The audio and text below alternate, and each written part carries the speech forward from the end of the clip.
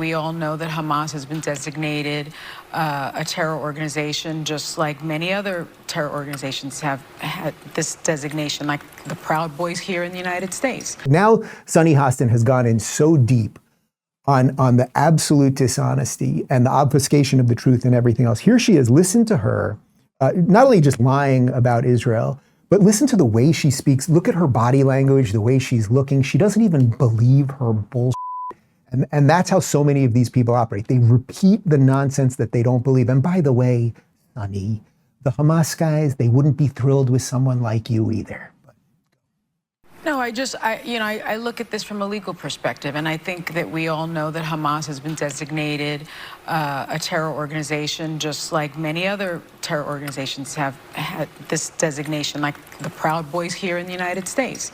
But I do think that what we need to remember is that there is an international human rights body of law, and when you look at that law, part of it is retaliation against innocent civilians collectively is also terror and is also a war crime.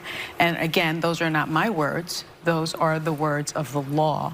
And the president of the European Commission, Ursula von der Leyen, said just last year when we were all talking about Ukraine, she said Russia's attacks against civilian infrastructure, especially electricity, are war crimes, cutting off men, women, children of water, electricity, and heating with winter coming. These are acts of pure terror, and we have to call it as such.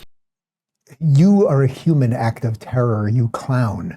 First off, the coldness with which she talks, it's so obvious. It's not that she's just so deep in the abyss on this. It's just so absolutely crazy. Again, we've illustrated repeatedly that Israel is not trying to kill civilians. They're going out of their way, the double war crime, the warning people, Hamas keeping people, but also this idea there's something called the law. This is, I would actually say this is a symptom of a disease of the Western liberal mind. There are people trying to kill you, trying to kill everyone you know, who want a world that is in no way connected to a world that you want to live in or have lived in. And you're going, well, we've got a piece of paper here. You see, I wrote this down. And someone in Brussels signed it and said, we've got ways that we're supposed to behave. You're not allowed to just behead and burn children. I have it on this. Oh, I got a paper cut.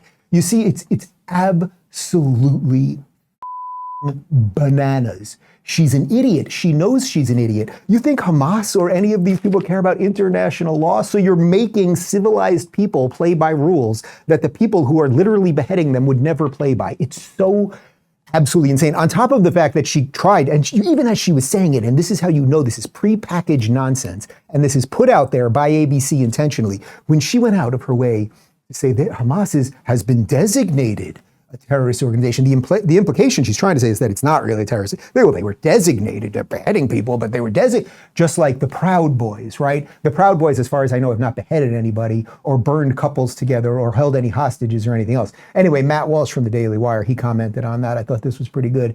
If you put aside the fact that the Proud Boys have never launched a military offensive and slaughtered hundreds of innocent people, and if you put aside the dozens of other crucial differences, then yes, the Proud Boys are pretty much exactly the same as Hamas. Great point.